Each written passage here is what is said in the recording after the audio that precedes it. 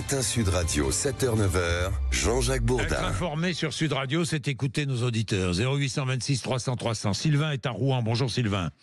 Oui, bonjour. Vous avez une entreprise de dépannage, mon cher Sylvain, et j'imagine qu'en ce moment, en Normandie, vous êtes mobilisé. Extrêmement mobilisé, oui. Je vous confirme.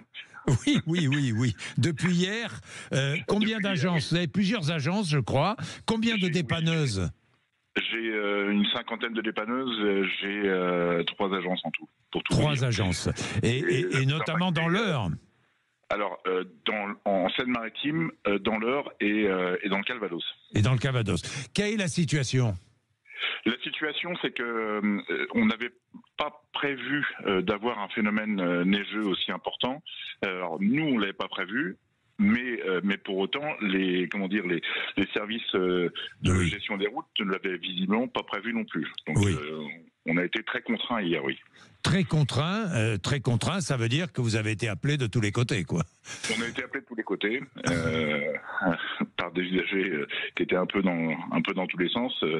J'étais extrêmement surpris de voir à quel point, le phénomène météo, me concernant, je pense qu'il avait été prévu et l'anticipation des services de voirie n'a pas été engagée, quoi. Oui, Sylvain, moi je veux bien, je suis d'accord avec vous. La météo, on savait. Nous-mêmes, on l'avait dit hier matin avec Rémi André. Mais pardon, il y a aussi l'irresponsabilité de certains conducteurs. Alors, je partage votre opinion par rapport à ça.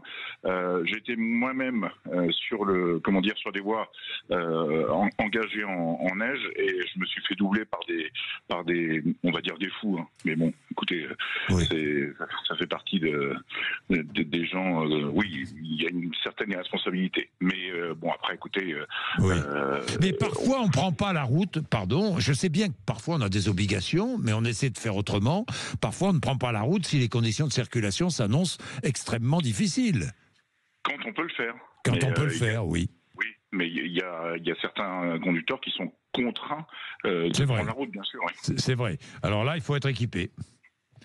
Il faut être équipé, oui, sauf que les phénomènes de neige qu'on a rencontrés là sont des phénomènes qu'on n'a pas vécu depuis un certain nombre d'années, on va dire. Oui. Vous avez vraiment été confronté. Il y a eu des chutes jusqu'à 10-15 cm de neige, hein, c'est cela? Ah oui, non, mais là, on y est encore. Hein. Vous y êtes encore, oui. Ah oui, on y est encore. Et puis ce matin, on a des pluies verglaçantes. Donc ça, c'est quelque chose de complètement terrible. La pluie verglaçante, c'est plus dangereux encore que la neige. Hein. Beaucoup plus. Oui, parce que ça rend la chaussée, c'est du verglas. C'est comme si vous étiez sur une patinoire. Hein. Et la voiture est totalement incontrôlable. Y compris nos dépanneuses. Donc je peux vous assurer que plus verglaçante.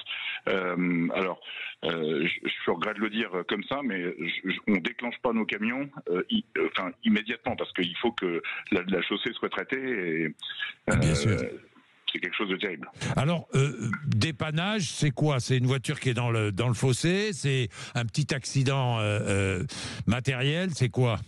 Alors, plus verglaçante, ça peut être des carambolages, notamment sur autoroute, importants. Oui. Donc, ça veut dire qu'il faut déclencher plusieurs véhicules. Après, aujourd'hui, qu'est-ce qui se passe au niveau de la neige? C'est des véhicules qui, potentiellement peuvent aller au fossé, et donc il faut les sortir, quoi. Bien. Merci beaucoup Sylvain pour toutes ces informations. Ce rappel de sécurité. Merci Sylvain, vous êtes sur Sud Radio, vous avez une entreprise de dépannage en Normandie et vous êtes avec nous, je vous en remercie. Et pour informer, et nous allons dans le journal évidemment donner les dernières informations sur la situation sur les routes en France après les chutes de neige d'hier matin qui parfois par endroits se poursuivent ce matin. Rémi André dans un instant, 7h59.